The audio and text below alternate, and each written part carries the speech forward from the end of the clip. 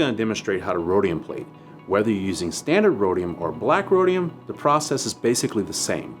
Now we're going to go over the items we'll use. So here's what we'll need. Rhodium, activator, electrocleaner, 4 beakers, a thermometer, a gold or platinum wire, platinized titanium anode, stainless steel anode, and a rectifier.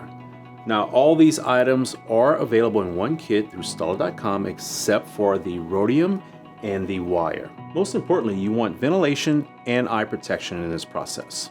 Place a stainless steel anode and 2 teaspoons of electrocleaner powder in a 600 milliliter beaker that is 3/4 filled with distilled water.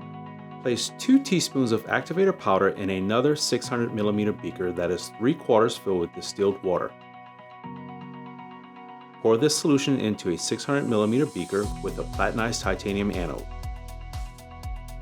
Set the rectifier to 6 volts and heat the electroclean and rhodium solutions to 100 degrees. Place the positive lead of the rectifier on the stainless steel anode and the negative lead to a hooked gold wire or platinum wire. Suspend the jewelry piece from this wire. Lower the piece into the electroclean and agitate for 2 minutes, then remove and rinse in distilled water.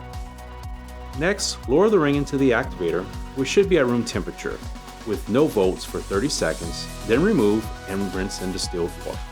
Place the positive lead of the rectifier onto the platinized titanium anode and the rhodium and set the volts to 4. Lower the piece into the rhodium for 25 seconds. Once rinsed in distilled water, the piece is complete. Here you can see the difference in standard rhodium and black rhodium. For more tools and tips, visit Stuller.com/tools.